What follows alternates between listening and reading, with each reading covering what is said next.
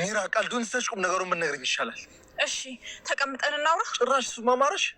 አይ አድናን፣ እሱ እንኳን አምሮኝ አይደለም፣ ግን ደግሞ እባክህ ትንሽ ደቂቃ ስጠኝ። ከአንቺ ጋር መቼም ባላወራም አትልፊ። ምትዩም ብለሽ አሁን ከዚህ ሂጂ። ቆይ እሺ፣ ወዴት እየሄድክ ነው? አያገባሽም። እንዲያውም እኔ ነኝ ባለጌው ከአንቺ ጋር ቆሜ እዚህ የምንለፋለፍ። እንዳትከተይኝ። ቆይ አንዴ ልንገር አድናን፣ ግን ደግሞ ይሄን የምነግርህ ለማንም የማትናገር ከሆነ ነው። እሺ ንገሪኝ። ቆይ አሁን ምን አባቴ ልለውን ያስቆምኩት? አድናን እርጉዝ ነኝ እኮ ማለቴ አርግዣለሁ፣ ታውቅ የለ። ቆይ ምንድነው የምትቀባጥሪው? ወይ በቃ አትሂድ ፋራ። ይሄ መጨረሻ ማስጠንቀቂያ ነው ሚራ። ከተከተልሽ እኔን አያድርገኝ። ወይኔ ጥሎኝ ሄደ።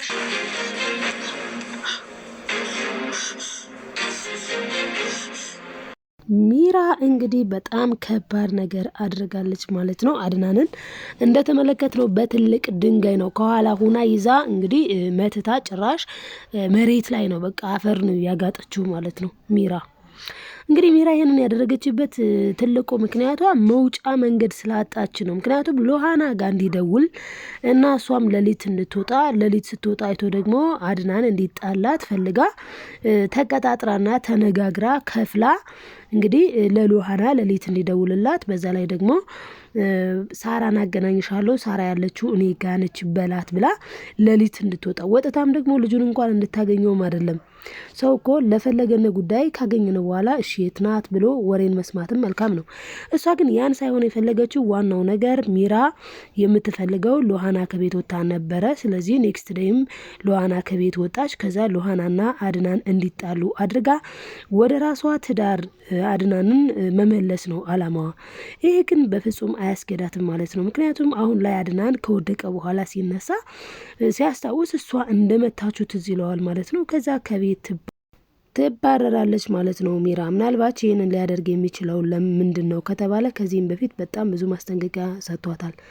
ሚራ እባክሽ ተይ፣ ያልሆነ ውሳኔ እንድወስን አታድርግኝ እያለ ደጋግሞ ነግሯታል። እሱ ለልጁ ሲል ነው እንጂ ድሮውን ነበረ የሚያሰናበታት። ደግሞ ማሰናበታትን ያውቃል ከዚህ በፊትም ማለት ነው።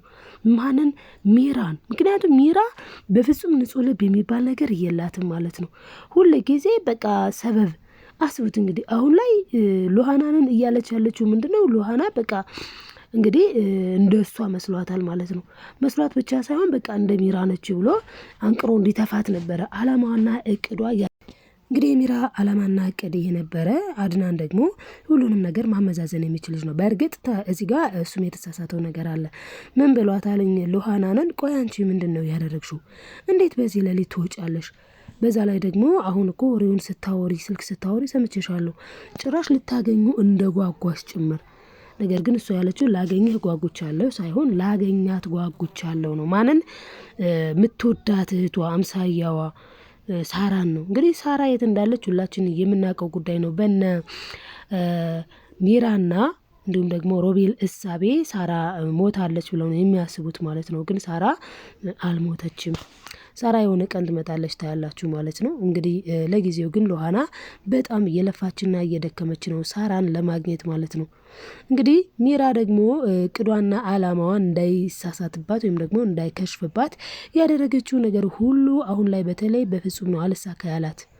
በእርግጥ አንዲት ነገር አሸንፋለች። እሱ ምንድነው? ብሩ ነው። እንግዲህ ብሩን በባለፈው ማለት ነው ወረቀት ማለት በቃ ብሩ አስመስላ ልብስ ነው ገዝታ በሻንጣ የሰጠችው። ከዚያ ውጭ ምንም የተሳካላት ነገር የለም። ያ ብር ግን እንግዲህ ብር መስሎን ነበረ ለሁላችንም። ነገር ግን ሚራ በጣም ሲበዛ እባብ ነች። ብሩን አመጣውልህ ብላ ለሮቤል ማለት ነው ልብስ ነበረ ቦርሳ ውስጥ ያደረገችው። እናም እንግዲህ ሮቤል ደግሞ ያንን ብር አገኘው ብሎ ተደስቶ ከሎሃና ጋር ሊጠፋ ነበረ። ምን አድርጎ? ሚራ ሊክዳት ማለት ነው። እንግዲህ አስቡት።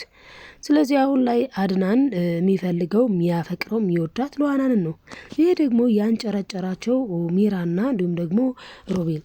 አሁን ላይ ችግር የሆነው ሚራ ሮቤልም እንደማያዋጣት ገባት። ስለዚህ እኔ ከሁለት ያጣ ዝም ብዬ መንገዳገድ ሴት ለሆን ነው። ስለዚህ ይሄ ደግሞ መሆን የለበትም።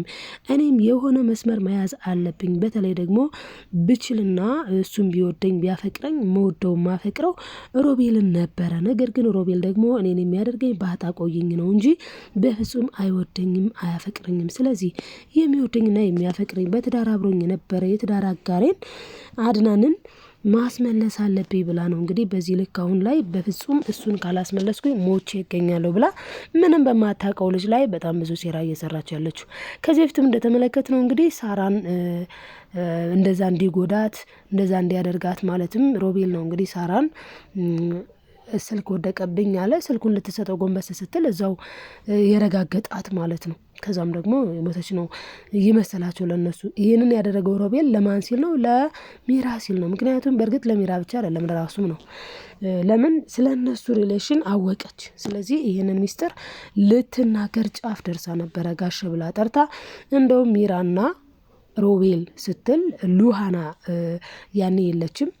ሮቤልና ሚራ ብላ ስትጣራ እንግዲህ ልትናገር ማለት ነው። ሁለቱ እኮ ብላ ለአድናን ለመንገር ስትጀምር ነው እንግዲህ ሚራ ቶሎ ብላ አንቺ ሳራ እዚህ ምን ትሰሪያለሽ ሂጂ ብላ ህይወቷን እንዲያልፍ ያደረገችው ማለት ነው በእነሱ እሳቤ።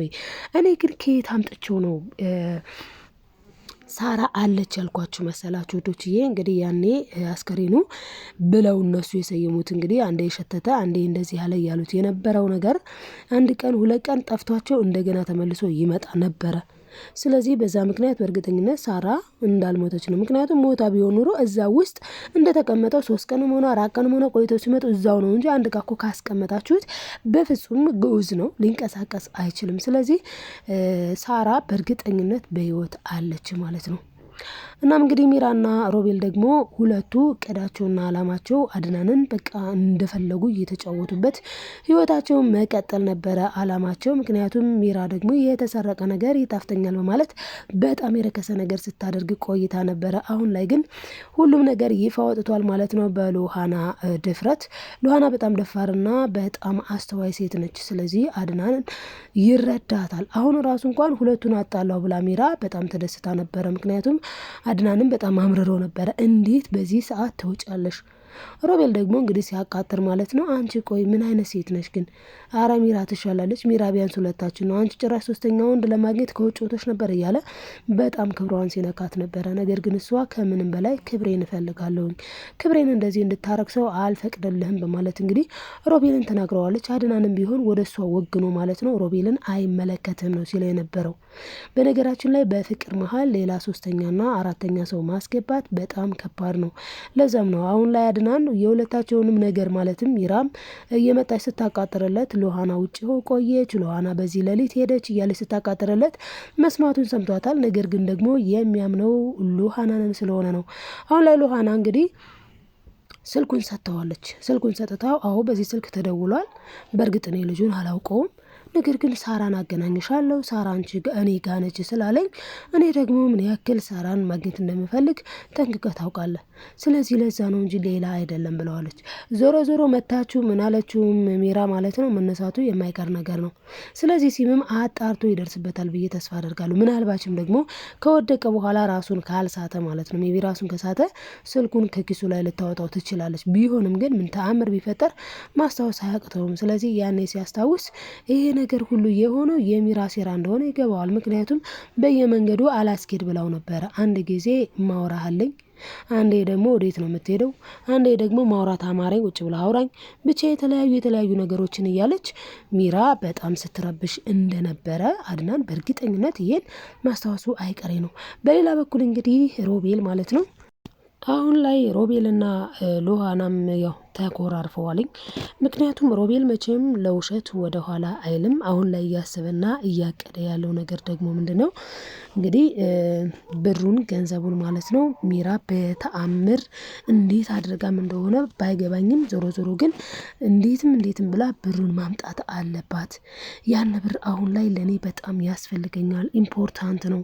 ስለዚህ ያን ብር ይዤ መጥፋት አለብኝ ብሏል። በዚህ ሁኔታ ላይ ያለ እንግዲህ ያን እያሰበ ያለ ሚራን ፍለጋ ሄደ ማለት ነው። ምክንያቱም ሚራን ሲያገኛት ነው ገንዘቡን እንድትሰጠው ማግባባት የሚችለው። ስለዚህ ገንዘቡን ሊጠይቅ ሲሄድ ሚራ የለችም። እና እንግዲህ ሉሃናንም ይጠይቃታል። ሚራ የት ነች ሲላ ጊዜ ሚራ ሳሎን ነበረችን እንጃ እኔ አላቅም በምትለው ሰዓት ነው እንግዲህ ከሉሃና ጋር እየተገናኘው። ታዲያ ሉሃና በጣም አስተዋይና ጎበዝ ሴት ስለሆነች ምን አደረገች? ስልኩን ኪስ ውስጥ አየችው ማለት ነው። አያችሁ የውሸቱ ጥግ ማለት ነው። በቃ ሁሌ መዋሸት ነው ስራው። ማን? ሮቤል ማለት ነው። ስለዚህ እንዴ ምን ነው ስልኬ ጠፍቷል፣ ስልኬን ተሰርቄያለሁ ስትል አልነበረም እንዴ? ታዲያ አሁን ይሄ ስልክ ከየት መጣ ነው? የማን ጥያቄ? የሉሃና ጥያቄ። ታዲያ እሱ ምን ቢል ጥሩ ነው? አዎ ስልኬን ተሰርቄያለሁ፣ ግን እኮ በዓለም ላይ ያለው አንድ ስልክ ብቻ አይደለም በማለት በድጋሚ ሸውዷታል ማለት ነው። እሷ የምትሸወድ ልጅ አይደለችም። በእርግጥ ነቅታበታለች፣ ባናበታለች። ዞሮ ዞሮ ግን እሱ ደግሞ እንደመሰለው ማለት ነው እንደሱ እሳቤ ያው ሉሃና የተሸወደችለት ነው የመሰለው። ኦኬ በቃ ሌላ ስልክ ገዝቶ ነው ማለት ነው ብላ እንድታስብ ነው የፈለገው። ያ ግን አልሆነም ማለት ነው። እኔ የገረመኝ የሚራ ድፍረት ግን በጣም ጥግ ያለፈ ማለት ነው። አስባችሁታል? ወንድን ተከትላ ሄዳ ስለ እሷ ማንነት እንዳያውቅባት ሲሙን ያወጣችው እሷ እንደሆነች እንዳያውቅ እንደዛ አድርጋ በድንጋይ መትተዋለች ማለት ነው። እና የሚራ ነገር በጣም ነው የሚገርመው። በነገራችን ላይ ሚራ አንድ ነገር ካሰበች ተአምር ቢፈጠር ያንን ሀሳቧን ወደኋላ አትልም፣ ወደፊት ከማለት አታባራም ይላል ብዙ ጊዜ ማለት ነው። ሮቤል ልክ ነው። እና እንግዲህ አሁን ላይ የሮቤል እሳቤም እዚህ ጋር ከሽፎበታል ማለት ነው። ምክንያቱም ሚራ እና ሮቤል ይህንን ቤት ተመካክረው ሽጠዋል። ነገር ግን መያዛቸው አይቀሬ ነው። ምክንያቱም ቤቱ የአድናን ቤት ስለሆነ ማለት ነው። እዚህ ጋር ግን ሉሃና ምን ብለዋለች ለሮቤል? ቆይ አንተ ግን ወንድምህን በዚህ ልክ የምትጠላው ቆይ ወንድምህ ምን ቢያደርግ ነው ብላለች። እውነት ለመናገር ወንድሙ ምን ቢያደርገው ነው? እኔ የኔም ጥያቄ ነው ማለት ነው ውዶችዬ። እስኪ እናንተ ምን ተማራችሁ ከዚህ ድራማ ላይ? የተማርኩት ነገር ቢኖር ማለት ነው ሮቤልና ሚራ በጣም ክፉዎች ናቸው። አድናንና ሉሃና ደግሞ ደግ ናቸው። ስለዚህ ከደግነት ጥቅም ይገኛል፣ ከክፋት ግን ሁሌም ክፋት መቼም ዞሮ ዞሮ እኛኑ ነው የሚጎዳው ማለት ነው። ስለዚህ ክፋት ማድረግ እስኪ ሮቤልን እዩት፣ ሁሌ ያው ነው በቃ ዝም ብሎ መሽከርከር ነው እንጂ ለውጥ ወይም ደግሞ ከፍታ የሚባል ነገር ፈጽሞ የለም ማለት ነው። ስለዚህ ክፋት አይጠቅምም፣ ሁሌም በጎ እንሁን እላለሁ ውዶችዬ። ላይክ፣ ሰብስክራይብ፣ ሼር ማድረግ አትርሱ። መልካምነት ለራስ ነው፣ መልሶ ይከፍላል። ሀሳብ አስተያየታችሁን ኮሜንት ላይ ጻፉልኝ ተወዳጆች። በቀጣይ ቪዲዮ እስክንገናኝ በያላችሁበት ሰላማችሁ ይብዛ። ወዳችኋለሁ። ባይ ባይ።